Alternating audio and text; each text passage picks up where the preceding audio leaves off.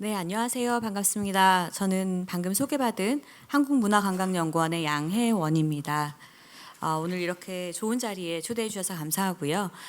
저는 그 지역 문화 정책과 관련한 이야기들을 조금 같이 나눠볼까 합니다. 일단 지역 균형 발전을 위한 지역 문화 생태계 활성화 전략 제언에 대한 내용이고요. 크게는 다음과 같은 순서로 논의를 드리도록 하겠습니다. 저희가 지역 문화 정책에 대한 이야기를 하기 전에 전체적인 어떤 지역 정책에 대한 틀이 어떻게 변화하고 있는지에 대해서도 좀 살펴볼 필요가 있습니다. 특히나 이번에 윤석열 정부가 들어서서는 이제 지역 정책에 있어서 지방 정책이라고 하죠 보통 상당히 좀 큰 변화가 또 야기되고 있기 때문에 먼저 이 부분을 좀 들여다보고 지역 문화 정책에 대해서 좀 더 깊게 들여다보는 것으로 하고 있습니다. 윤석열 정부 들어서서 지방시대 비전과 전략이라는 것이 이제 2023년 9월에 발표가 됐고요. 그리고 따끈따끈하게 어저께 이제 지방시대위원회의 그 1차 종합계획이 발표가 됐습니다. 일단 9월에 발표되었던 이제 지방시대위원회가 발표한 비전과 전략에 따르면 이제 현 상황을 다음과 같이 진단을 하고 있고요. 다들 앞에서도 이야기가 됐고 아마 뒤에서도 계속 얘기가 될 부분들이라서 일단 저출산 고령화 그리고 어떤 거주 정주 여건에 있어서의 어떤 차별적인 측면들과 교육에 대해 있어서의 어떤 격차 확대로 인구 유출이 지속적으로 이루어지고 있고 또한 수도권과 비수도권 간의 어떤 격차가 심화되고 있고 또한 지역 경기가 침체되고 있는데 또 이것들을 좀 되살릴 수 있는 어떤 신성장 동력은 쉽게 찾아지지 않는 이런 상황들이 좀 전반적으로 공통된 어떤 지역에 있어서의 문제로 제기가 되고 있고요. 이제 이런 문제들을 해결하기 위한 방안으로서 이제 지방시대위원회가 발표한 비전과 전략에 따르면 이제 기존에 지난 정권까지만 하더라도 지방 분권과 균형 발전에 대한 부분들은 별도의 위원회가 구성이 되어 있었고요. 별도의 법에 따라서 이제 어떤 정책과 계획들이 만들어졌었습니다. 그런데 이번에는 이 지방 분권과 균형 발전을 통합하는 이제 그런 변화가 이루어졌습니다. 그래서 보시면 지방시대 뉴 거버넌스가 제도화가 됐고요. 통합특별법으로 지방자치 분권 및 지역 균형 발전에 관한 특별법, 약칭 지방분권 균형발전법이 제정이 됐습니다. 그리고 기존에 두 개로 나눠져 있었던 위원회가 지방시대위원회로 통합이 되었고요. 이 지방시대위원회에서 지방분권과 균형발전을 통합적이고 유기적으로 추진하는 방식이 결정됐습니다. 그리고 지방시대위원회에서 직접 지방시대 종합계획을 수립하고 이 지방시대 종합계획 1차 계획이 바로 어저께 발표가 된 거고요. 그리고 대통령이 주재하는 제2국무회의로서 중앙지방협력회의를 이제 정례화하는 것을 이야기했고요.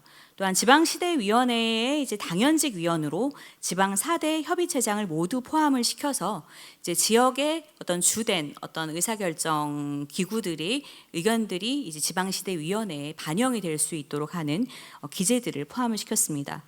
그리고 시도 그리고 시군구에도 역시 이제 각 그 지자체별 지방시대위원회를 별도로 구성하고 설치하도록 해서 거기에서 주요한 어떤 심의나 조율과 조정이 이루어지도록 했고요. 또한 시도지사가 시도 지방시대위원회 심의 의결을 거쳐서 수립한 시도 지방시대 계획을 역시 지방시대 종합계획에 반영하는 방식이 됐습니다. 그래서 중앙정부 차원에서 지방시대위원회가 있고요. 그리고 시도와 시군구 차원에서 또 지방시대위원회가 있어서 이 두 개의 기구에서 종합계획을 같이 수립을 하고 동시에 그리고 그것들을 계속 시행해 나가는 방식을 취하게 되었다고 보시면 되겠습니다.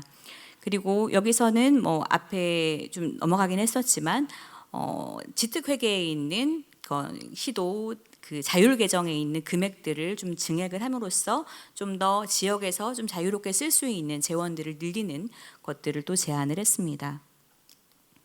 그리고 이때 발표한 비전과 목표로는 대한민국 어디서나 살기 좋은 지방 시대라는 이제 비전을 가지고 지방주도 균형 발전, 책임 있는 지방 분권을 목표로 해서 이 5가지의 어떤 전략들을 제시를 했죠. 그리고 지방시대 9대 정책이라는 것을 발표를 했는데요. 아마 좀 많이 들어보셨을 것 같습니다. 일단 첫 번째로는 기회발전 특구를 지정할 것을 얘기를 했습니다. 이 기회발전 특구는 내용을 보시면 아시겠지만 상당히 막대한 어떤 그 세제 혜택을 인센티브로 해서 각 지역의 기업들이 이전하는 것을 그리고 투자를 유치하는 것을 이제 유인하는 어떤 전략이라고 볼 수 있겠습니다. 그리고 이를 통해서 어떤 청년 일자리들을 만들어내는 것을 주요한 목표로 한다고 볼 수 있겠고요. 두 번째로는 교육 자유 특구를 도입하는 것을 내용을 하고 있습니다. 여기서는 각 지역과 그리고 지역의 대학들이 함께 이제 지역 인재들을 양성할 수 있는 그러한 여건들을 만들어내는 것을 그 내용으로 하고 있고요. 세 번째로는 도심 융합 특구를 얘기하고 있습니다. 이 도심 융합 특구는 우리가 보통 요즘 많이 얘기하는 직주락이라고 하죠. 그래서 주거와 그리고 일터와 그리고 문화 여가 생활을 즐길 수 있는 어떤 즐길거리들이 함께 좀 복합되어 있을 수 있는 그런 거점들을 복합 개발하고 그런 것들을 지방 대도시 도심에 좀 설치함으로써 많은 사람들이 좀 모이게 하고 그들의 어떤 정주 여건들을 개선하고자 하는 그런 사업이라고 볼 수가 있겠고요. 네 번째로는 이제 문화에 대한 부분이 들어가 있습니다. 그래서 로컬리즘, 지방 다음을 통한 문화 콘텐츠 생태계 조성이라는 제목으로 이 내용이 들어가 있고요. 7대 권역별로 대한민국 문화도시를 지정하고 특히 2013년에는 13개소를 지정하는 것을 통해서 로컬 콘텐츠를 발굴하고 육성하는 것 등을 이제 얘기를 하고 있죠. 다들 아시다시피 이제 제5차 그 문화도시 지정에 대한 부분들이 중단이 되고 전격적으로 대한민국 문화도시 추진에 대한 것들이 이제 정부를 통해서 지금 발표가 된 상황이고요. 이제 그 내용들이 여기에 포함이 되어 있는 것을 알 수가 있습니다. 그래서 2024년에는 컨설팅 지원만 해서 이제 앵커 사업들이 진행될 수 있도록 어떤 시범 사업을 진행을 하고 2025년부터 이제 본격적으로 4년 동안 집중 지원하는 것을 예정하고 있습니다. 그리고 그 외에 예술 쪽과 관련해서는 이제 지역의 공연 전시 어떤 창작과 제작 유통을 지원하는 것들, 그리고 지역의 공연 예술 단체를 지원하는 것, 그리고 지역의 예술계 어떤 자생력을 강화하는 이제 그러한 부분들이 포함이 되어 있고요. 그리고 오늘 아까 초반에 이제 그 부시장님께서 말씀하셨던 것처럼 로컬 100과 같이 어떤 지역의 어떤 문화 매력을 가지고 있는 명소나 컨텐츠들을 이제 선정을 해서 보니까 어떤 혜택이 주어지나 했더니 이제 홍보 혜택이 있는 거더라고요. 그래서 키크니 웹툰 작가들이 이제 이런 로컬 100으로 선정된 곳에 대해서 이제 홍보를 지원하는 그런 형태가 되는 것 같습니다. 그 외에도 역시 진주도 포함이 되어 있는 야간 관광 특화도시 조성이나 특색 있는 로컬 여행 컨텐츠를 만드는 것들, 워케이션에 대한 부분들도 포함이 되어 있고요. 그리고 또 하나는 요즘 워낙 그 핫한 로컬 크리에이터 관련된 지역 가치 창업과 육성에 대한 부분들이 포함이 되어 있습니다. 그래서 5년간 1,000개의 어떤 로컬 가치 창업가라고는 하지만 아마 어떤 사업체에 대한 창업을 지원하는 부분을 얘기를 하게 되는 것 같고요. 여기 그리고 또한 이것들은 소상공인 지원이나 IP 종합 지원 사업, 그리고 지역 콘텐츠 기업 육성 사업과 같이 문체부와 산업부와 특허청의 중기부야 특허청의 어떤 세 부의 연계를 통해서 진행되는 것으로 제시가 되어 있습니다. 그리고 또 소상공인과 로컬 크리에이터들을 연계하고 협업을 통해서 이제 어떤 상권 창업을 촉진하고 로컬 브랜드로 육성하는 것을 이제 5년간 40개를 한다는 것이 또 포함되어 있는 것을 알 수 있고요. 여기서는 좀 패키지 지원이 이루어지는 것으로 나타나 있습니다. 그리고 그 외에도 사실은 첨단 전략 산업 중심의 어떤 첨단 산단이나 이런 부분들, 그리고 디지털 재창조로 지방의 신산업 혁신 역량을 강화하는 부분, 그리고 매력 있는 농어촌 조성으로 생활 인구를 늘리는 부분에 대한 것들도 포함이 되어 있는데요. 이게 물론 농림부에서 주관하는 그 업무 영역이긴 하지만 저는 좀 우리가 유의 깊게 같이 좀 바라봐야 할 부분이 여기 보시면 시군의 농촌 건강 계획을 수립하도록 하고 또 중앙정부와 지방정부 간의 농촌 협약을 통해서 이제 재정을 지원하는 부분들을 포함을 하고 있습니다. 근데 사실 프랑스와 같은 경우에는 사실 중앙 정부와 지자체 간의 어떤 이런 협약을 통해서 어떤 재정을 지원하고 또 지역이 필요한 것들을 하고 중앙에서는 지역이 좀 더 바람직한 방향으로 나갈 수 있도록 하는 그런 제도적인 기제로 활용하고 있거든요.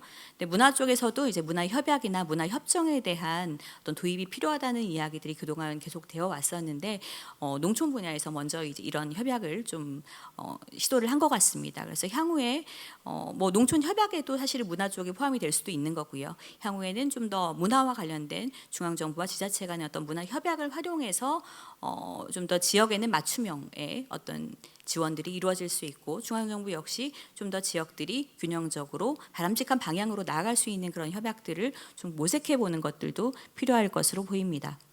그리고 이제 지역의 민간 투자 활성화를 위해서 이제 킬러 규제를 속도감 있게 이제 해소한다는 것이나 또 지역 맞춤형으로 어떤 자치 모델을 마련하는 것들에 대한 내용들도 포함이 되어 있습니다. 그러니까 사실 이 부분들은 이제 행안부가 주된 어떤 그 주무부처라고 볼 수는 있지만 큰 틀에서의 어떤 지역 정책을 꿰뚫고 있는 부분들이기 때문에 지역 문화 정책을 하시는 분들 역시도 이 부분에 대한 좀 이해는 필요할 것 같습니다.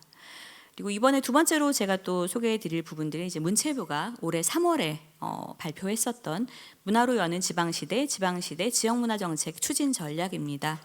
앞에서 이제 박성원 대표님께서도 간략하게 이제 말씀해 주셨었는데요. 여기서 이제 정책 환경은 기본적으로 지역의 어떤 지역 간의 격차 그리고 획일화, 지방 소멸에 대한 부분들을 중요한 어떤 위기로 바라보고 있고요. 이것들을 이제 해결하기 위해서 비전으로 함께 누리는 문화로 매력 있는 지역이라는 비전을 가지고 이제 제시들을 하고 있습니다. 그래서 전략 및 추진 과제에 보시면 대한민국 어디서나 자유로운 문화 누림, 그리고 지역 고유의 문화 매력 발굴 확산, 그리고 문화를 통한 지역 자립과 발전이라는 것을 큰 세 가지의 전략으로 제시를 하고 있고요. 이 내용들을 전체를 다 소개해 드리는 것은 내용이 너무 많기 때문에 기존에와 비교했을 때 좀 더 새롭게 포함된 내용이나 좀 저희가 좀 유의해야 될 내용들을 좀 중심으로 좀 소개를 해드리도록 하겠습니다. 첫 번째로는 지역에 관계없이 공정하고 자유로운 문화 접근 기회 보장에 대한 이야기가 들어가 있고요. 국공립 예술 기관들의 어떤 지역 순회 공연을 확대하는 부분들이 포함이 되어 있습니다. 그리고 일상 속에 15분 문화생활권 조성이라는 것이 또 하나의 내용으로 포함이 되어 있고요. 그래서 지역에 있는 다양한 어떤 민간 기관들을 공유하는 부분들 또는 기존의 유휴 공간들을 또 문화 공간으로 이제 전환시키는 이런 내용들을 통해서 어떤 15분 모든 사람들이 15분이면 문화 공간으로 갈 수 있도록 접근권을 강화하는 그런 부분들이 포함이 되어 있고요. 그리고 지역 맞춤 정책 지원으로 지역 소멸에 적극 대응이라는 내용들이 포함이 되어 있습니다. 여기 보시면 크게 인구 감소 지역과 중소도시 그리고 거점 도시 이렇게 세 가지의 어떤 도시 유형으로 나누어서 이제 좀 전략들을 제시를 하고 있는데요. 먼저 인구 감소 지역의 경우에는 좀 활력 촉진을 위한 여러 가지 우대 정책들이 포함이 되어 있습니다. 그래서 기존에 이제 지역 활력 촉진 지원 사업들이 있고요. 그 외에 이제 지역 활력 타운을 조성하는 부분들이 포함이 되어 있습니다. 이 지역 활력 타운은 행안부와 국토부, 문체부, 복지부, 농림부가 함께 협력을 해서 어떤 주거와 생활 인프라, 생활 서비스를 복합적으로 지원하는 그런 사업이 되겠고요. 그리고 인구 감소 지역의 경우에는 일부 이제 공모 사업이나 어떤 정책 특례들을 역시 제시를 하고 있습니다. 진주의 경우에는 인구 감소 지역은 아니기 때문에 이 부분은 넘어가도록 하겠고요. 그리고 중소도시의 경우에는 이제 대한민국 문화도시 이 사업이 이제 좀 전면으로 나타나 있습니다. 그래서 권역별로 선도 도시를 지정해서 육성을 하는 부분들이 포함이 되어 있고요. 기존의 문화도시 사업과 이 대한민국 문화도시 사업의 좀 가장 큰 특징이라고 한다면 좀 기존의 문화도시 사업이 좀 더 어떤 지역 주민들의 어떤 좀 자발적인 어떤 참여나 문화 거버넌스를 좀 더 중시하는, 그리고 좀 더 좀 느린 속도를 지향을 했었다면, 지금의 어떤 대한민국 문화도시 사업은 좀 더 핵심적인 어떤 특화 사업이 좀 명확하게 드러나는 것을 좀 원하는 부분들이 이제 평가 기준상에 좀 드러나 있는 부분들이 있고요. 좀 브랜딩이나 아니면 어떤 가시적인 성과를 좀 낼 수 있는 부분에 좀 더 초점을 맞추고 있다고 볼 수 있겠습니다. 그리고 거점 도시와 관련해서는 지역 특화 문화 클러스터 조성 사업이 포함이 되어 있고요. 지역 특화 문화 클러스터는 이제 영남권, 호남권, 충청권, 강원권별로 이제 진행이 되는데요. 이제 영남권 같은 경우에는 이제 옛 경북도청 부지를 활용한 이제 문화 클러스터에 대한 이야기들이 계속적으로 얘기가 되어 왔지만, 사실 지금은 약간 지지부진한 상황이라는 것을 아마 다들 아실 거라는 생각이 듭니다. 그 외에 이제 어떤 도서관을 지역 문화와 생활과 소통의 중심이 될 수 있도록 하는 부분들이나, 그리고 특히 이번 정부에 있어서 특징 중에 하나가 이제 장애인 프렌들리한 정책들이 많이 확대된 것을 아실 수 있을 겁니다. 그리고 지역 문화 기반 시설의 전략적 확충과 관련해서는 이제 차이가, 기존에는 문화 시설을 조성하는 것 자체를 이제 균특 재정으로 진행을 했었죠. 그래서 국고가 일부 포함이 됐었고, 그런데 이제는 이 사업들이 모두 다 지방 이양 사업이 됐어요. 그래서 국가가 지역에서 이루어지는 어떤 문화 시설의 어떤 조성에 있어서 지원을 할 수 있는 부분들이 매우 이제 크게 줄어들었습니다. 그러다 보니까 이제 중앙 정부 차원에서도 어떤 문화 인프라의 어떤 배치 현황을 조사한다거나, 또는 이제 국립 어떤 분관들이나 이런 것들을 활용하는 것들, 그리고 유휴 자산들을 어떤 문화적으로 활용하는 그런 부분으로 이제 내용들이 구성되어 있다는 것을 확인하실 수 있습니다. 그리고 기존의 어떤 전략과 좀 다른 측면들이 이제 이런 매력적인 스토리텔링을 담은 로컬 컨텐츠를 발굴하는 부분들에 좀 더 많은 초점이 주어져 있는데요. 예컨대 지역 문화 매력 기자단을 운영한다거나, 지역의 N문화 포탈 또는 지역 문화 매력 백선, 이게 바로 로컬 100이죠. 그리고 주간 문화 예보라고 SNS 상에 이제 문체부가 매번 어떤 온라인 콘텐츠를 올리고 있습니다. 그런 식으로 각 지역에서 이루어지고 있는 다양한 축제나 행사나 이런 것들을 홍보해주는 어떤 플랫폼으로서의 역할을 좀 더 중시하고 있다는 것을 볼 수가 있고요. 또 어떤 거버넌스의 구축 컨설팅이나 문화가 있는 날 연계 사업, 그리고 박물관 미술관 주관에 있어서도 좀 더 컨소시엄을 구성한 어떤 연계 기획전의 개최, 그리고 지역 축제 벨트를 통해서 어떤 지역 대표 문화 축제를 연계 홍보하는 이제 이러한 내용들이 포함되어 있습니다. 그리고 지역 문화 발전을 위한 제도적 기반 강화 관련해서는 또 지역 문화 컨설팅단이 예전처럼 운영이 되는데, 그 내용에 있어서는 이제 지방 소멸 대응 기금이나 고향 사랑 기부금이나 어떤 균형 발전 재원의 어떤 효과적인 활용, 그리고 대상 공모 사업의 가점 등의 어떤 인센티브를 부여하는 그런 형태가 되는 것으로 보이고요. 또한 가장 큰 어떤 변화라고 볼 수 있는 것은 지역문화진흥 기본계획이 과거에는 중앙정부가 기본계획을 세우고요. 그 틀에 따라서 지역이 각각의 이제 시행계획을 1년 차로 1년 주기로 해서 쭉쭉 5년 동안 수립하는 형태로 진행이 됐었잖아요. 그런데 이제는 중앙정부와 지방정부가 각각 동시에 기본 계획을 수립하도록 했고요. 그리고 그 기본 계획이 수립되는 것을 1년마다 이제 시행 계획을 통해서 점검하고 이제 진행해 나가는 그런 형태로 바뀌었다는 것이 이번에 좀 가장 큰 어떤 변화라고 볼 수가 있겠습니다. 그리고 이제 문화 서비스 전광판을 구축한 거나 지역문화의 정책 협의회를 신설하는 부분들, 그리고 지역문화진흥 기금 같은 경우에 각 지자체가 모두 다 조례로 할 수 있다라고 되어 있고, 또 지역문화진흥법에도 역시 포함이 되어 있지만 역시 지금 잘 되고 있지 않는 부분들에 대한 부분이 있겠고요. 그리고 지역 교과서의 어떤 제작이나 지역문화 아카데미의 어떤 온라인 교육 플랫폼의 구축, 로컬 콘텐츠 프로듀서의 양성이나 온라인 인력 플랫폼 등의 부분들이 이제 창의적인 문화 인력 양성과 일자리 창출을 위한 어떤 사업들이라고 볼 수 있겠고요. 또 문화가 있는 날에 대한 사업들, 그리고 생활문화센터에 대한 사업들도 포함이 되어 있습니다. 그러면 실제로 이제 2024년 예산으로 이제 문체부가 제시한 내용들을 좀 살펴보시면요. 앞서 이야기한 부분들이 대부분 포함이 되어 있고요. 이제 구석구석 문화 배달 사업이라는 것이 좀 신규가 됐고요. 기존에 이제 문날 사업으로 진행되었던 다양한 기획 사업들이 이제 그 실버 마이크와 청춘 마이크만 남고 아마 이 구석구석 문화 배달로 좀 재편이 되는 것으로 보입니다. 그리고 통합문화이용권 지원 사업이 좀 더 금액이 확대가 됐고요. 취약계층의 아동 청소년을 위한 꿈의 댄스팀이나 꿈의 극단들이 포함이 됐습니다. 그리고 문화예술진흥법에서 문화예술의 정의가 변경이 됐습니다. 그래서 기존에는 문학미술, 음악무용 이런 식으로 열거주의에 있었던 것을 이제 게임이나 애니메이션, 뮤지컬까지 포함을 시키고 그 핵심적인 속성에 대해서 그래서 지적, 정신적, 심리적 감상과 의미의 소통을 목적으로 개인이나 집단이 자신 또는 타인의 인상, 견문, 경험 등을 바탕으로 수행한 창의적 표현 활동과 결과물이라고 해서 이제 좀 더 그 핵심적인 속성을 개념적으로 정의하는 부분들이 포함이 됐고요. 그리고 이러한 그 문예진흥법의 문화예술의 정의에 따라서 역시 예술인 복지법에서의 예술인 또한 어떤 대통령령으로 이제 증명한 사람이 아니라 증명을 하지 않았더라도 이런 창작과 실현과 기술 지원을 하는 사람으로 좀 변경이 되었습니다. 그리고 그 외에도 국악진흥법과 미술진흥법, 전통문화산업진흥법이 추가로 제정이 되었기 때문에 이 부분에 따라서도 사실은 좀 많은 변화가 좀 예상이 됩니다.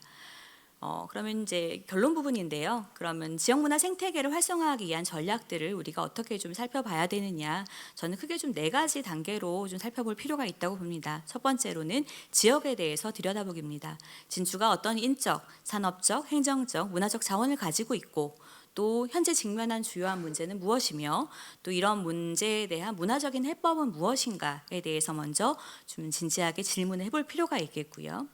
그리고 두 번째로는 지역문화예술 생태계의 현황을 들여다보는 겁니다. 그래서 현재 진주의 문화예술 생태계를 구성하고 있는 핵심 주체들이 누구인지, 그리고 그들이 어떤 활동을 하고 있는지, 그리고 그들이 어려움을 갖고 있는 부분들은 무엇인지, 그리고 이들을 지원하기 위해서 진주가 가지고 있는 지원 체계는 무엇이고 이것들이 정말 효과적으로 작동하고 있는지에 대한 질문이 있어야겠고요. 그리고 지역문화정책의 역할과 방식에 대한 고민들이 필요하겠습니다. 지금 제가 이렇게 크게 5개의 카테고리에 들어있는 내용들은 이것들을 모두 해야 된다는 것이 아니고 각 지역마다 선택할 수 있는 선택지입니다. 각 지역들은 예컨대 예술 지원을 위해서 보시는 것처럼 탁월한 예술인 단체를 지원할 수도 있고 또는 오히려 문화적인 다양성을 넓히는 방식으로 할 수도 있고 또는 지역의 고유성을 담은 어떤 예술을 지원할 수도 있고 예술인 복지에 좀 더 초점을 맞출 수도 있습니다. 이런 다양한 선택지 중에서 진주가 어떤 것들을 더 중요하다고 생각하는지에 따라서 우선순위에 따라서 정책의 수단의 채택과 그에 따른 재원의 배분이 이루어져야 한다는 것을 말씀을 좀 드리고 싶은 거고요. 내용들이 너무 많아서 넘어가도록 하겠습니다. 그리고 이런 것들을 우리가 선택을 할 때 중요하게 고려해야 될 것들이 법과 제도, 조직, 그리고 재원과 협력에 대한 부분입니다. 특히 재원에 있어서 이제 국고보조금만 그동안 우리가 많이 쳐다봤었다면 균형발전특별회계와 지역문화진흥기금, 그리고 지역소멸대응기금, 고향사랑기부금 그리고 그 외에 우리가 자체적으로 만들 수 있는 어떤 펀드와 같은 다양한 재원에 대한 관심들도 좀 필요할 것으로 보입니다. 그리고 4번째로는 이 지역문화 생태계가 지속 가능할 수 있도록 그 확보 방안을 고민하는 것입니다. 우리가 계속 문화매력이라고는 하지만 이 문화매력이라고 하는 것은 어떤 다른 데에서 성공한 것을 우리가 그대로 카피해 온다고 해서 만들어지는 것이 아닙니다. 지역의 고유한 가치와 특성에서 매력의 아이덴티티가 발견되는 것이기 때문에 우리는 문화매력이라는 것을 너무 그냥 표피적으로만 바라보진 않아야 될 것 같고요. 그리고 문화예술의 어떤 가치와 특수성에 대한 인식과 존중, 그리고 좀 새로운 주체들의 진입과 성장이 계속적으로 이루어질 수 있는 환경을 조성하는 부분들, 그리고 문화예술의 영역에만 갇혀 있는 것이 아니라 기타 영역으로 점점 더 확장해 나갈 수 있고 그 기타 영역, 타 분야와 협력할 수 있는 방안들을 좀 지속적으로 모색해 보는 것이 필요할 겁니다. 그리고 이제 문화예술 정책이 어떤 특정한 어떤 정책 정치 체계의 변동이나 어떤 담당자의 변동으로 인해서 너무 좌지우지되거나 일관성이 끊기는 부분들, 그리고 누군가 이 어떤 공공재원을 너무나 자기 것처럼 사유화하려고 하는 부분들, 이 두 가지 모두가 우리가 다 경계하고 규제해야 될 부분이겠고요. 무엇보다 이 문화예술이라고 하는 것은 사람들이 해가는 것입니다. 그래서 그 사람들이 가지고 있는 노하우와 그들이 맺어온 인적인 네트워크와 그들이 가지고 있는 가치들이 좀 일관성 있게 정책에서도 구현될 수 있도록, 지원 사업에서도 구현될 수 있도록 사람에 대한 인식과 중요성이 매우 중요할 것이라고 생각이 됩니다. 이 부분은 제가 진주시를 좀 찾아보다가 국립진주박물관에서 만든 이제 단편 영화인데 화력조선 시즌 3 사루후 이제 1619라는 이제 콘텐츠가 있더라고요. 근데 소위 말하는 밀떡과 이제 진주 국립박물관이 같이 협업해서 만든 건데 이런 형태의 어떤 새로운 시도들도 참 참신하다는 생각이 들었었고요. 또 뒷부분에서 이제 유정아 박사님께서 말씀하실 어떤 문화와 예술과 관광 분야의 어떤 효과적인 결합을 위한 다양한 형태들의 모색들도 필요할 것으로 보입니다. 네, 그럼 일단 이것으로 제 발표는 마치도록 하겠습니다. 감사합니다. 네, 다시 한번 양회원 본부장님 수고하셨습니다. 감사합니다. 자, 일부 좌장 및 패널분들을 소개해 드리겠습니다. 좌장은 추미경 문화다움 대표님께서 수고해 주시겠습니다. 네, 오늘 일부 토론 패널분들을 한 분 한 분 소개해 드리겠습니다. 서영수 구미문화도시 지원센터장님 모셨습니다. 네, 석장호 진주문화예술재단 실장님 모셨습니다. 네, 그리고 발제해 주신 양혜원 위원님, 본부장님 모셨습니다. 네, 지금부터 좌장님이 주재하에 토론을 진행하도록 하겠습니다.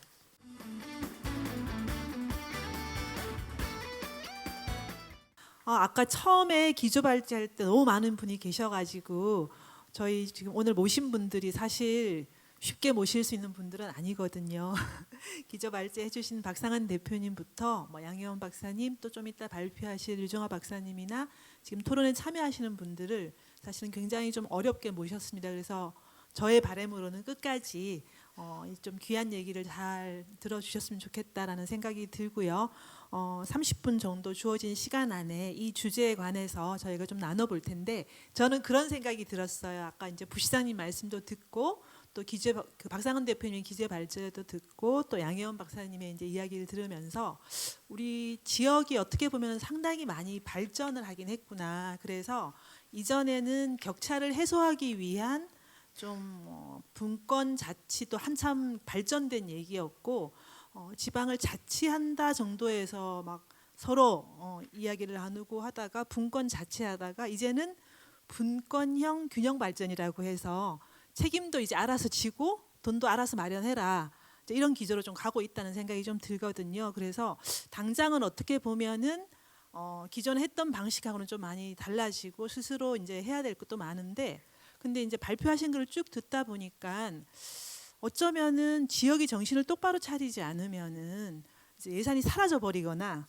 아예 이제 중앙 정부에서 이렇게 펼쳐져 있는 예산들을 가져오지 못하겠구나. 이게 좀 책임지고 또 분권형으로 가져와야 되는 구조다 보니까, 그래서 오늘 같은 조금 포괄적이긴 하지만 정책 동향 속에서 문화재단이 도대체 어떤 역할을 해야 되는지, 그리고 지금 이제 그 윤 정부 이후에 문화예술 정책이 어떻게 변화하는지, 이런 전체적인 이야기를 지역에서 더 많이 알고 또 그중에서 어떤 것들을 선택할 것인가, 이런 것들을 잘 끄집어내는 게 엄청 중요하겠다는 생각이 들었습니다. 그래서 그런 맥락에서 이 이야기를 좀 이어가면 어떨까 싶고, 그래도 가장 중요한 거는 그런 큰 흐름 속에서 그럼 진주는 지금 문화예술 생태계에서 어떤 것이 가장 큰 숙제이고 또 어떤 문제를 풀어가야 되는가, 그런 얘기를 아마 토론에서 더 구체적으로 말씀해 주실 거라고 생각이 되는데요. 먼저 서영수 센터장님 이야기부터 좀 잠시 들어보도록 하겠습니다. 예, 방금 소개받은 서영수라고 합니다. 예. 앞서 이제 이 기조 발제하고 또 발제 잘 들었습니다. 잘 들었고, 전반적으로 이제 윤석열 정부 들어서면서 문화 또는 관광 정책의 어떤 틀이나 기조들이 이전 정부하고 좀 다른 이제 색깔로 좀 변화되고 있다는 것들을 이제 앞서 발제해서 쭉 저희들이 이제 본 것 같습니다. 그럼에도 불구하고 우리 지역 입장에서 좀 가장 큰 과제는 제가 생각할 때 뭐 저도 계속 지역에서 일을 했었는데 뭐 부산 또 영덕 현재 구미 뭐 이렇게 이제 오랫동안 문화 관련 분야에서 이제 일을 좀 하고 있는데 그동안 이제 제 경험에 의해서 보면 그 지역이 스스로 주체가 되지 않는 그러니까 지역 내에서 자체적으로 좀 지속 가능한 지역 문화 생태계를 조성하지 않는 이상 저는 답이 없다 뭐 이렇게 생각을 하고 있습니다. 그래서 여전히 지금 우리 지역에 있는 예술인들이나 예술 단체들은 여전히 배고프고 또 어떤 의미에서 보면 20년 전하고 비교해 보더라도 상황이 지금 더 어렵다. 뭐 이런 이야기들을 종종 이렇게 듣고 있습니다. 분명히 이제 그 지원의 어떤 정책의 양도 확대가 되고 또 질도 확대됨에도 불구하고 예술 활동을 하게 하는 환경이나 또 여건들이 더 어렵다라는 이야기를 최근에도 굉장히 많이 듣고 있습니다. 그래서 제가 뭐 간단하게 2장짜리 지금 이 토론문을 써놨는데요. 1972년도에 이제 그 문화예술진흥법이 이렇게 제정되면서 본격적으로 이제 예술 지원 정책들이 이제 시행이 됐고 지금 이제 따지고 보면 거의 한 50년 가까이 50년 넘게 이 예술 지원 정책이 이제 시행되고 있음에도 불구하고 여전히 이제 배고프고 목마르고 하는 것들이 계속 진행되고 있다라는 거죠. 특히 이제 뭐 아시겠지만 양쪽으로 그 이 문화예술에 관련한 이제 이 수요도 늘어나고 또 문화예술을 창작하고 또 매개하고 뭐 어떤 유통하는 이 생산자들도 이전에 비해서 많이 늘어났고 또 거기에 따라서 예술 지원 정책의 어떤 이 갈래들이나 또 이 지원을 받는 과정 방식 이런 것들이 굉장히 좀 복잡해지고 까다로워지고 뭐 이런 측면들도 이제 분명히 존재하긴 하지만 여전히 그래도 이 소위 말하는 이제 예술 수혜를 입는 입장에서는 여전히 이제 불만이 많은 거죠. 지금도. 그래서 이거는 저는 계속적으로 이제 그렇게 갈 거다 앞으로도 이건 좀 변하지 않을 거라고 생각을 하고 있고 그런 측면에서 지금 우리 일반 그 시민들 그러니까 문화예술을 적극적으로 소비하고 또 향유해야 될 일반 시민들의 어떤 이 생활 패턴이나 라이프 스타일도 굉장히 이제 변해가고 있는데 그 변화의 어떤 추세에 따라가지 못하는 이런 또 예술가들이나 예술 단체들도 굉장히 많은 게 또 현실이기도 하고요. 그래서 전반적으로 이제 우리 사회가 가지고 있는 여러 가지 이 다양성이나 다원성 뭐 이런 것들 속에서 예술 정책의 어떤 이 변화 또는 환경의 변화 또 예술 단체나 또 예술가들의 어떤 자기 변화 이런 것들이 이제 동시적으로 같이 이루어져야 된다고 생각을 하는데요.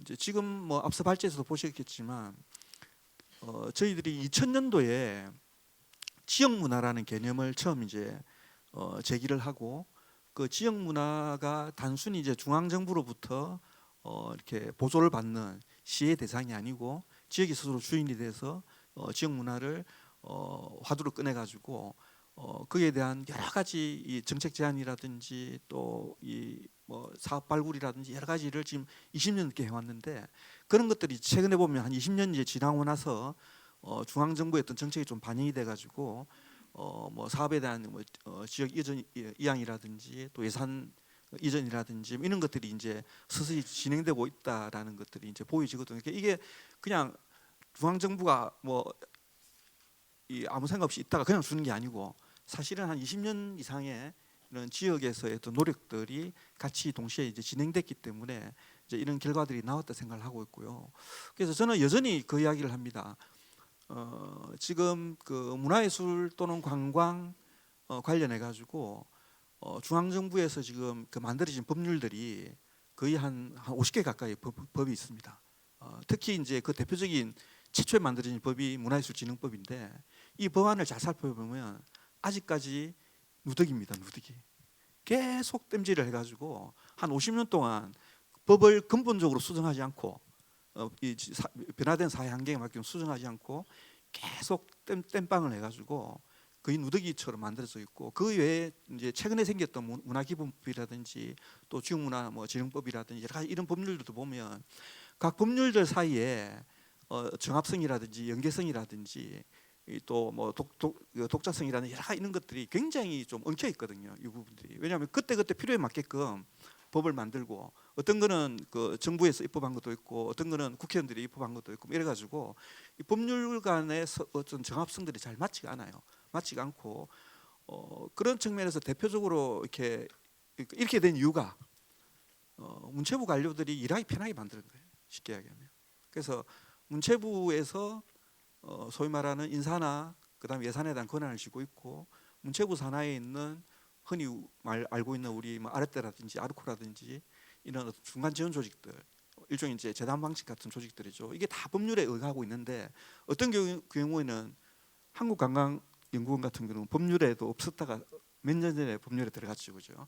예, 임의로 운영했던 기구들도 많이 있었고 그래서 문체부 관료들이 그 각 과별로 산하기관들을 다 만들어 가지고 나중에 그 관료들 퇴임하면 이제 퇴임 자리도 가기도 하고 또 그 이 조직에 대한 어떤 이 소위 말하는 이 뭐라 간섭 또 인사라든지 예산을 통해 가지고 이런 것들이 굉장히 수십 년간 계속 누적돼 왔던 그런 결과들이 있고요. 그래서 저는 이제 문체부가 가지고 있는 권한이나 특히 이제 정책 위반에 대한 권한이죠. 뭐 이런 거라든지 예산이라든지 인사 이런 것들은 과감하게 산하기관으로 다 내려야 되고 그리고 광역으로 또 광역은 기초로 또 기초는 민간으로 그런 권한이나 여러 가지 이런 것들을 최대한 내려야 된다. 그렇게 하면 이게 이제 소위 분권의 어떤 방향이고 또 분권의 어떤 그 핵심적인 그 내용들인데요. 그러면 그렇게 권한이 내려오면 과연 우리 민간에서 또는 기초재단에서 또 광역재단에서 그런 것들을 스스로 이 책임성이나 어떤 독립성, 자율성을 가지고 그걸 해낼 수 있는 역량이 있느냐라는 이제 또 그런 이제 의문이 생기는 거죠. 그런 측면에서 저는 이제 지역이 스스로 자치할 수 있는 능력 그리고 지역의 어떤 이 자체적으로 좀 지속 가능할 수 있는 선순환될 수 있는 지역 문화 생태계를 스스로 지역에서 만들어 놓는 것들이 굉장히 중요하다고 생각을 하고 그런 어떤 그릇들이 잘 갖춰져 있으면 예를 들어서 기초 입장에서는 광역 단위 예산이라든지 또 뭐 정부 단위 예산이라든지 이런 것들을 가지고 올 수 있는 능력도 훨씬 저는 이제 커진다고 이렇게 보여집니다. 그런 측면에서 지역 문화 생태계를 좀 풍부하고 다양하게 만드는 게 좋겠다라고 생각하고 그에 대한 이제 핵심은 그렇게 생각해요. 그러니까 뭐 여러 가지 정책적 용어들이 많긴 하지만 그냥 좀 생활적인 시민들 용어로 이야기하자 그러면 지금까지 문화예술인들끼리 스스로 뭔가 자기 틀에 좀 갇혀 있는 이 사회와 또 시민들의 어떤 요구와 부응하지 못하고 자기들끼리만의 어떤 리그에 갇혀 가지고 시 예산 바라보고 또 재단 예산 바라보고 또 스스로 뭐랄까 자립할 수 있는 뭐 이런 어떤 이 자생력을 굉장히 좀 등한시해 왔다라고 생각을 저는 개인적으로 합니다. 왜냐하면 제가 이제 부산에서 거의 한 40년, 50년 동안 이제 부산 지역에 있는 예술인들 활동을 보면서 그런 것들을 많이 느꼈죠. 그래서 요즘은 그래요. 그러니까 뭐 엄밀히 이야기하면 그 뭐 일부 스타성이 있는 예술인들을 제외하고 대부분의 예술인들을 보면 작품을 창작하고 생산하는 게 예술인들의 주 어떤 자기 미션이고 그게 자기의 존재 이유고 그 작품을 통해서 자기 가치도 실현하고 또 예산도 만들고 하는 건데 이 지원금 시장에 너무 이렇게 목을 매다 보니까 지원금을 받기 위한 작품을 만들다 보니까 작품이 생명력이 없어요.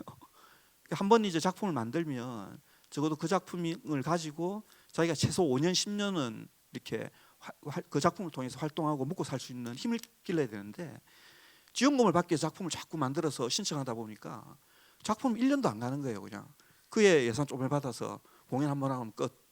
그러니까 그 작품이 계속 시민들의 어떤 관심과 사랑을 받아서 계속 롱런에서 가야 되는데 그렇지 않는 거죠. 뭐 시각예술 쪽도 마찬가지죠.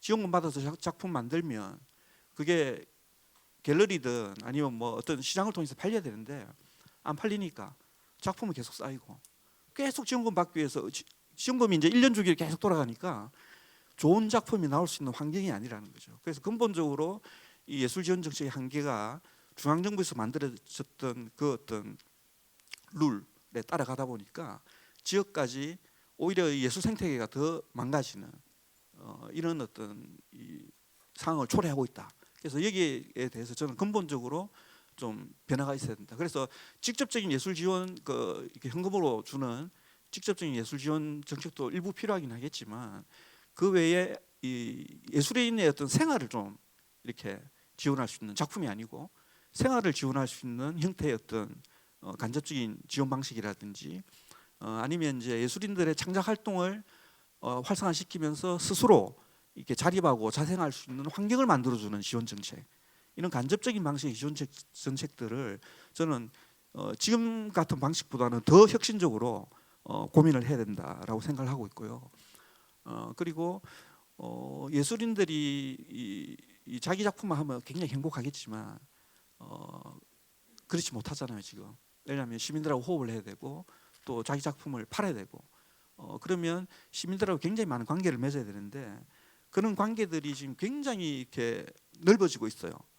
근데 자기 작품 중심으로 활동하는 예술가들은 그 작품만 보고 뭐 활동하는 방식도 있을 수는 있겠지만 그렇게 해서 저는 과연 그 예술가의 어떤 철학에 따라서 물론 자기 행보는 달라지겠지만 우리 사회에서 요구받는 것들이 굉장히 많다고 생각해요. 그래서 제 자료 그 2페이지 쪽에 보면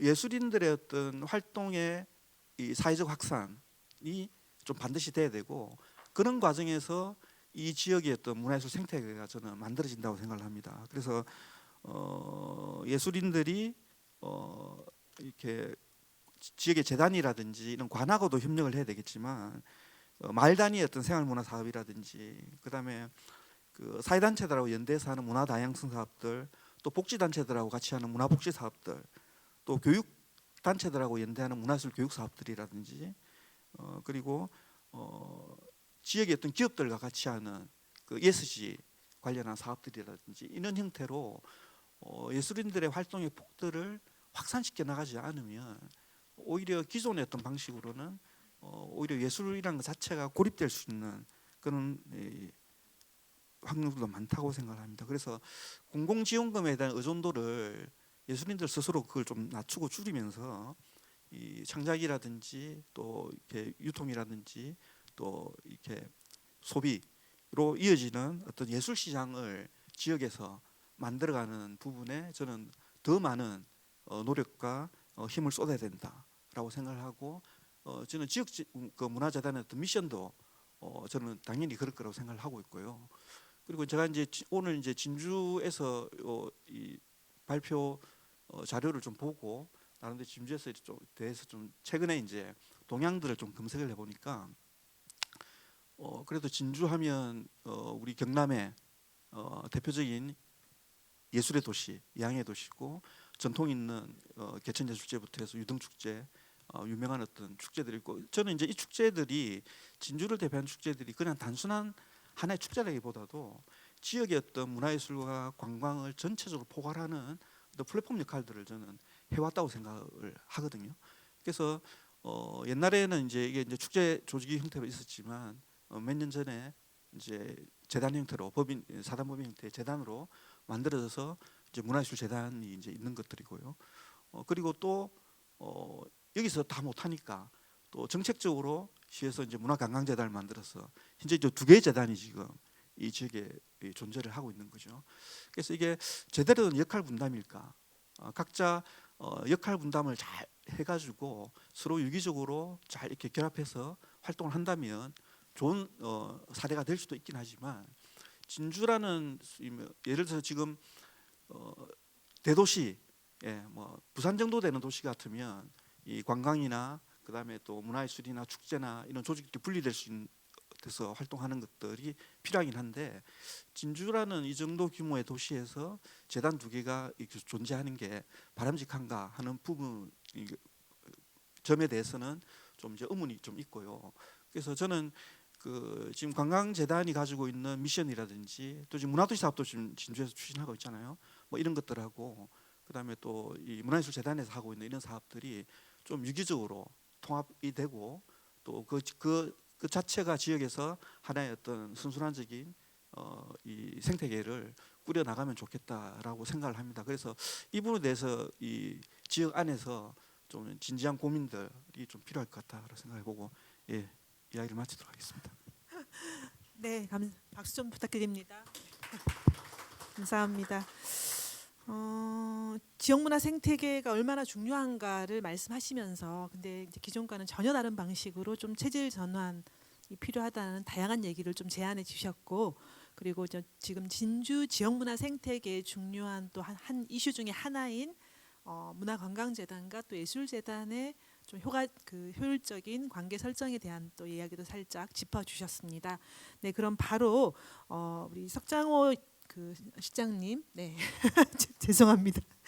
이름 어찌나 제가 석장호 진주문화예술재단 기획실장님 말씀 좀 듣도록 하겠습니다. 사실 할 이야기는 많은데 시간은 10분 정도 되는 것 같습니다. 저는 이제 이론보다는 실무를 하는 사람이니까 실무 쪽을 이야기 좀 하고 싶고 그리고 진주를 대표해서 이렇게 나왔으니까 진주 이야기를 좀 더 하겠습니다. 축제라는 생각 축제 이야기 할 거고요. 그럼 이제 선택과 집중 이야기를 하면서 오늘 또 한국문화관광연구원에서 양 본부장이 오셨기 때문에 또 본부장님께 또 우리 진주 어필도 등달아 하도록 하겠습니다. 조금 전에 우리 서영수 이제 센터장께서 그 말씀하셨는데 이제 팩트는 그렇습니다. 저희 진주문화예술재단은 이제 1972년도, 그러니까 50년대였습니다. 72년도에 순수한 민간재단으로 만들어져 가지고 그때는 이제 개천예술제를 주최하는 단체로서 지금은 이제 유등축제를 이제 주최하는 단체가 되겠습니다. 그래서 축제 전담 기관이라고 이렇게 이해를 해주시면 되고 지금 진주문화관광재단은 이제 2년 전에 이제 진주시에서 출연한 재단이고 그런 축제도 축제지만 뭐 정책이라든지 그리고 뭐 공모 사업이라든지 전체 문화 관광을 총괄하는 그런 이제 컨트롤 타워로서 역할을 한다는 이제 말씀을 드리겠습니다. 축제를 마치고 지난주에 제가 전라도 담양에 제가 다녀왔습니다. 잘 아시겠지만 대나무가 유명한 이제 도시인데 축제 중도 아니고 행사 중도 아닌데 토요일 날 많은 버스들이 이제 정차를 하고 있고 이렇게 많은 분들이 또 구경을 하고 계시더라고요. 그리고 이제 가보시면 가보시겠지만 거기에 먹는 이제 그 국수거리라 그럽니까? 거기 뭐 먹어봤는데 크게 뭐 색다른 게 없었습니다. 줄을 서서 먹게 되고 거기서 판매하는 계란이었는데 계란도 일반 계란, 삶은 계란이었습니다. 그것도 이제 대나무 잎을 함께 이제 삶은 계란 이래서 이제 다 이제 누구나 먹고 오는 그걸 보면서 이제 지역 균형 발전을 볼 때 그 담양을 보니까 지금 이제 소멸 지역으로 되어 있지만 희망이 보인다. 그러니까 선택과 집중이라는 내용을 제가 이야기하고 싶어서 그 말씀을 드리는 겁니다. 그래서 어떤 지역이든 어떤 그 컨텐츠를 가지고 그걸 계속 고집과 아집을 가지고 이렇게 진행을 하면 조금만 도시에서도 살아남을 수 있겠느냐 이런 생각도 하고 있고요. 우리 진주 이야기니까 정부 정책 중에서 제가 느낄 때는 그런 겁니다. 실무자로서 그 장단이 있다. 그런데 장단 중에서 이제 단점을 이야기하자 그러면 진주에서 뭐 일어나는 일들이기 때문에 그 진주 이야기도 같이 하겠습니다. 그 문화재 야행이라고 문화재청에서 이전에는 이제 문화재 뭐 아시겠지만 그 이제 보존만 했는데 앞으로는 활용을 하자 해서 문화재 야행이라는 공모 사업을 이제 신청을 하게 됩니다. 그래서 지금 올해도 47군데 지자체에서 문화재 야행을 하는데 제 욕심은 그런 겁니다. 그 지역별로 문화재 야행에 맞는 컨셉을 하면 되는데 거기에 팔라야라는 이제 타이틀을 걸었습니다. 거기에 이제 뭐 야료, 뭐 야설, 뭐 야사 그 이제 컨셉을 주고 이렇게 하다 보니까 문화재 야행이라는 것이 거의 이제 핵이라 된다는 거죠. 그래서 그런 문제가 좀 있더라는 거고. 그리고 좀 또 진주에서 핫한 게 있습니다. 문화도시, 법정 문화도시. 제가 처음에 이제 축제와 인연을 맺을 때는 그런 거였습니다. 진주는 이제 그 교방 문화의 도시, 뭐 축제의 도시, 진주 근무 삼천포 농악, 국가무형문화재가 2개나 있고 도무형문화재가 7개가 넘습니다. 뭐 교방국구리라든지 신간용유라든지 진주오광대 역시 문화의 도시인데 왜 법정 문화도시 해서 이거 공모 사업을 하는 건지 그게 만약에 이제 예비 도시로 되었는데 법정 문화도시가 만약 안 되면 아까 우리 대표님 말씀대로 문화도시가 아닌가 이런 이제 위기감을 가지고 있다는 거죠. 그래서 얼마 전에 또 야간 특화 뭐 문화관광 뭐 야간 관광 특화 도시입니까? 그게 지정이 됐습니다. 2022년도는 이제 통영과 그 인천이 됐었고 올해연도에 이제 저희 진주와 강릉, 전주, 부산, 대전에서 전체 7군데 된 거예요. 우리는 사실은 이제 유덩이라는 컨텐츠를 가지고 야간 관광 특화 도시가 됐으니까 참 잘 된 겁니다. 그런데 제가 생각할 때 의문점이 있는 거예요. 아 그런데 여수는 왜 안 됐지? 우리가 이제 청년기에 보면 여수 그러면 밤바다 거기서 뭐 소주 한잔 먹고 오는 그런 기억들이 있거든요. 그래서 정부 정책이라는 것이 너무 지금 이렇게 공모 쪽만 이렇게 하다 보니까 지역에서는 어디에 손을 대야 될지 모르는 거예요. 한 군데 할 수가 없다는 거죠. 이것 해보고 저것 해보고 이러니까 너무나 이제 이게 획일화되어 있고 여러 가지 폐단이 있다. 그 대신 이제 저는 축제를 하면서 문화관광 축제는 참 모르겠습니다. 거기도 뭐 문제는 있겠지만 잘 됐다고 생각합니다. 저희 축제도 이제 2000년도에 시작이 되었는데 1995년도에 오니까 각 지방의 자치제가 시행을 된 거예요. 그러니까 축제가 이전에 몇 개 되지 않았는데 1000개 이상의 축제를 하니까 문화체육관광부에서 이러면 안 되겠다. 너무 변별력이 없다는 거죠. 그래서 문화관광축제에서 이제 지원을 하기 시작했습니다. 그 2000년도에 저희 이제 유동축제가 만들어지고 2003년도에 이제 예비축제. 그 당시에 국가에서 200만 원 받았습니다. 너무나 좋아라 했습니다. 축제를 하면서 국가에서 돈을 200만 원 받을 수 있다. 그 희망을 받죠, 그죠? 그때부터 쭉 문화관광축제의 육성, 우수, 최우 축제를 지내면서 2011년도에 마침내 대한민국 대표 축제 1등 축제가 되는 거예요. 그럴 때 국가 도에서 10억을 받았습니다. 200만 원 받던 축제가 10억이 되었다는 거죠. 너무나 축제를 잘하고 그걸 마쳤습니다. 그때부터는 이제 또 글로벌 축제에서 2013년도부터 저희 축제가 이제 캐나다 수도 오타와도 이제 가게 되고요. 나이아가라 폭포는 뭐 우리 관광객들이 많이 가는 뭐 좋은 도시니까 거기는 이제 뭐 비수기가 없다고 생각되는데 거기도 겨울에는 비수기인 거예요. 그때 이제 나이아가라 폭포에 빛축제를 하는데 저 유등을 초청을 했습니다. 갈 때는 우리 진주 유등이었지만 거기 가니까 그는 한국을 대표하는 등이었습니다. 그래서 나이아가라 폭포가 있는 나이아가라 폴스 시장이 만찬장에서 저한테 그런 이야기 하는 거예요. 당신 나라에서 이렇게 등을 가지고 당신 도시의 등을 이렇게 가지고 오면서 차도 현대 제네시스로 바꾸고 핸드폰도 삼성 갤럭시로 바꿨다는 거예요. 그때 제가 아 축제를 가지고도 한류를 할 수 있구나. 그래서 지금 보령 머드 축제라든지 화천 산천어 축제 같은 경우는 글로벌 축제 지금 하고 있거든요. 그래서 정부 정책 중에서 이렇게 지원을 해가지고 계속 하다 보니까 유등이라는 자그만 소재가 지금은 이제 K 산업이 되어 있다는 겁니다.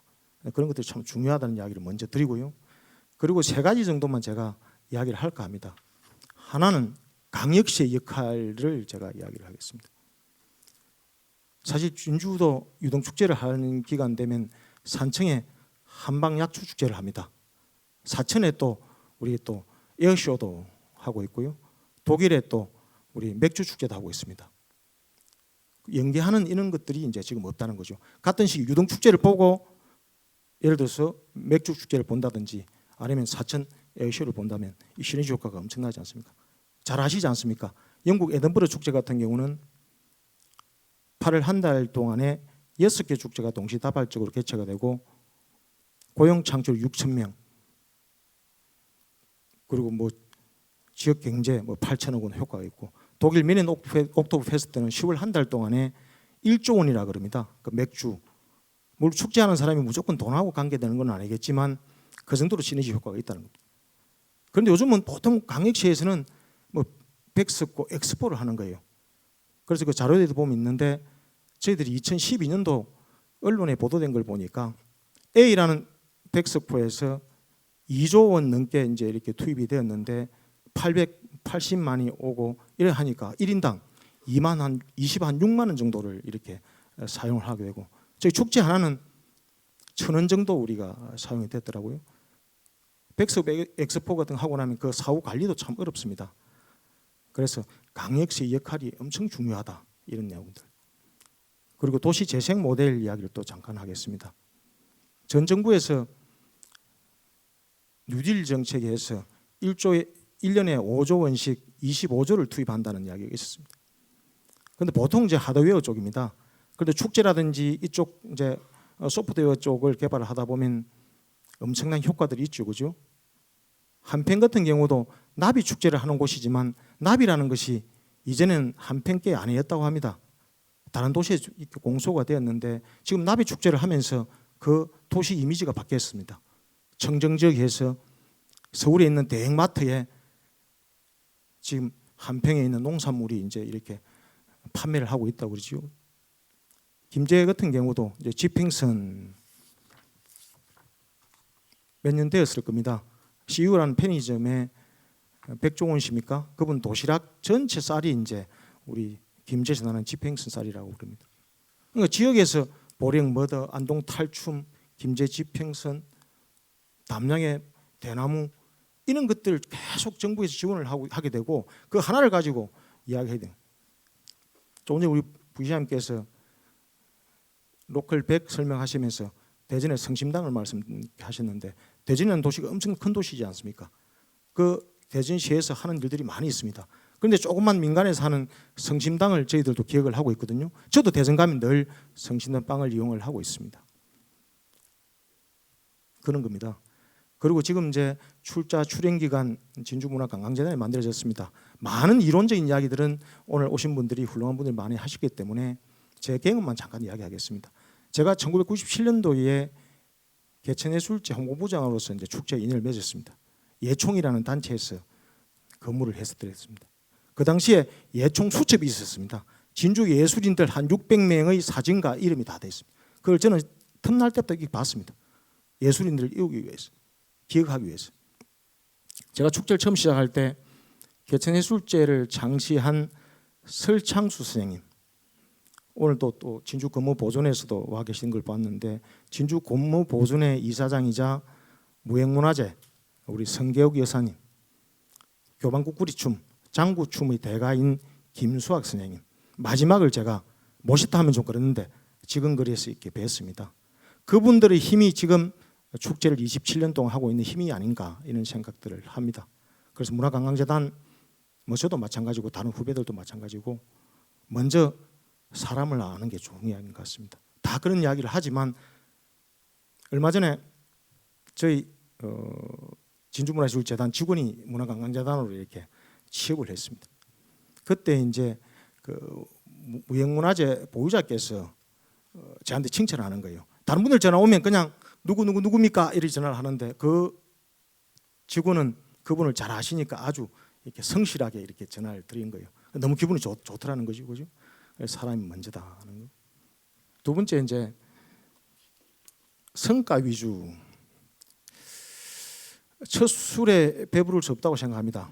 저는 있으면서 최근에 알았던 건데 진주 중앙시장에 새벽 시장이 열리는 걸 알았습니다. 그런데 새벽 2시에 시작하는 줄은 몰랐습니다.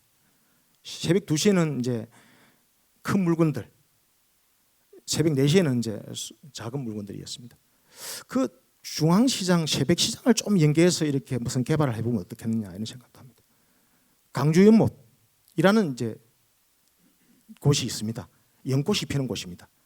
연꽃도 그냥 연꽃을 그냥 바라보는 게 아니고 봄 되면 연꽃 사이로 이렇게 푼푼이라는 재료입니다. 부교를 이렇게 놓아가지고 나중에 이렇게 꽃이 필 때는 그 길을 거닐면서 이 꽃을 사진을 찍는 이런 이벤트를 한번 해보는 것 어떨까 이런 생각도 나름대로 하고 있습니다. 그래서 성과 위주라기보다는 하나하나 이렇게 체크해가면서 마케팅, 브랜딩 비슷한 용어이긴 하지만 제가 볼 때는 마케팅보다는 브랜딩 역할을 하면서 조금 이렇게 깔아갈 때에 문화관광재단이 이렇게 지역에서 충분히 역할을 하지 않겠냐 생각을 하면서 주제 넘은 이야기들이었습니다. 지역을 대표해서 간단한 말씀 올렸습니다. 이상입니다. 고맙습니다. 네, 굉장히 그래도 중요한 지점 말씀해 주셨다고 생각이 되는데요. 이제 뭐 문화도시를 비롯해서 많은 국고 사업들이 지역을 다시 들여다보기를 이제 권하고 있고 그와 관련돼서 어떻게 보면 이제 돈을 주면서 어떻게 보면 그 방향을 따라오라라고 얘기하고 있는데 남강 유등축제 사례처럼 사실 지역에서 하나하나 성장해서 글로벌 상품이 된 그런 사례들처럼 지역 자원을 좀 시간을 가지고 하나씩 브랜딩해 나가자라는 그런 취지의 좀 제안이었다고 생각이 들고요. 저희가 지금 시간을 너무 넘기고 있긴 합니다. 지금 2부가 또 남아 있고 엄청 중요한 또 관광 얘기가 남아 있거든요. 그럼에도 불구하고 지금 5분 안에 5분 안에 플로어에 한 2분 정도 질문이나 의견 1분 안으로 좀 말씀해 주시고 이 세 분이 1분 정도씩 마지막 마무리 얘기하는 걸로 이번 세션 마칠까 하는데요. 한 2분 정도 만약에 말씀을 하실 거면 1분 안에 말씀하셔야 됩니다. 네, 선생님. 네. 사단법인 충무 김시민 장군 기념사업회 경강남도 회장 이정구입니다. 오늘 이 세미나 개최함으로써 많은 것을 알게 되었고 앞으로 많은 발전이 있기를 기원합니다. 역시 그 지역 문화 활성화 키포인트는 결국 예산 싸움이 예산 확보 부분인데 제가 알기로 그 지자체에서 고향사랑 기부제라는 제도가 있습니다. 이것을 진주에 문화 기부하고 연결해 가지고 고향사랑 기부제를 문화 쪽으로 연계하면은 문화 예산을 얼마 확보가 가능합니다. 그 예를 함양군에서 제일 먼저 하고 있어요. 각 지자체에서 출신들에게 돈을 많이 기부받아 가지고 활용하는 방법을 문화예술 쪽으로 하면 진주가 그야말로 대박 날 것인데 쪽수에 보면은 61쪽 보시면은 여기에 진주시 관광재단 최고 중령입니다. 진주성이 제일 많아요. 진주하면은 진주성이 제일 키포인트인데 이것을 좀 더 활성화하는 쪽으로 연구했으면 좋겠습니다. 이상입니다. 네, 감사합니다. 또 한 분 또 말씀 혹시 코멘트를 하시거나 혹은 질문하셔도 좋은데요.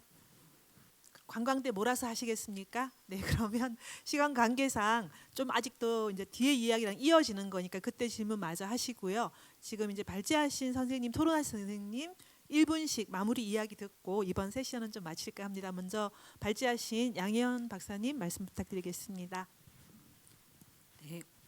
네, 토론해 주신 분들께서도 말씀해 주셨지만 지금 이 어떤 시대적인 변화 상황은 지역으로 이제 오히려 중앙 정부보다 지역이 할 수 있는 일들이 많아지고 있고 사실 또 많은 재원들이 또 모이고 있는 상황이기도 합니다.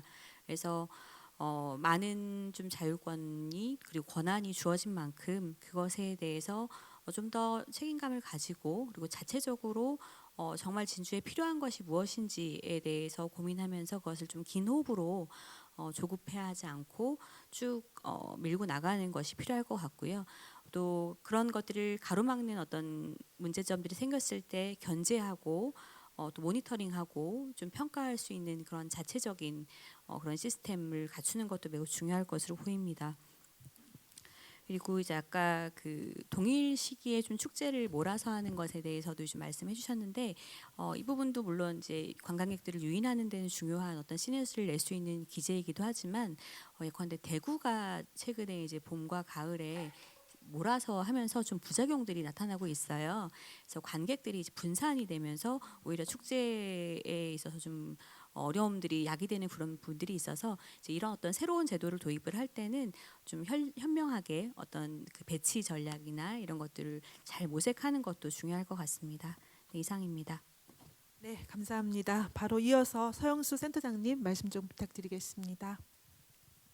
예. 어쨌든 진주가 가지고 있는 그 지금까지 어떤 성과나 저력이 있고 또 전통이 있다고 생각을 합니다. 그래서 저는 이제 진주에서 사시는 그 예술인들이나 예술단체들은 다른 어느 지역보다 굉장히 좀 할 일이 많고 또 축적된 자산이 많다고 생각을 하거든요. 그래서 그걸 지금 어떤 시대에 맞게끔 좀 잘 이렇게 풀고 그리고 또 지역 안에서 상호 서로 좀 긴밀한 어떤 네트워크나 연대 또 협동을 잘 하셔가지고 이게 뭐 예술재단이든 관광재단이든 좀 협업을 해서 좋은 성과를 만들어 나갔으면 좋겠습니다. 특히 이번에 이제 문화도시 앞두고 있는데 거기도 좋은 성과가 있기를 바랍니다. 이상입니다. 네, 감사합니다. 석장호 실장님 마무리 말씀 부탁드리겠습니다. 네. 정말 좀 중요한 주제임에도 불구하고 제한된 시간에 귀한 발제도 짧게 듣고 토론도 뭐 말씀하시라 그러면 1시간, 2시간도 너무 많은 얘기 나올 것 같은데 이걸 시작으로 해서 앞으로 또 재단에서 더 다음 버전의 또 심포 만들어서 계속 이런 지역 내 담론들을 좀 외부 사람들 이야기도 듣고 내부 사람들끼리 또 얘기하는 그런 좀 많은 자리를 만드시길 기대하면서 이번 세션은 마치도록 하겠습니다. 네, 감사합니다.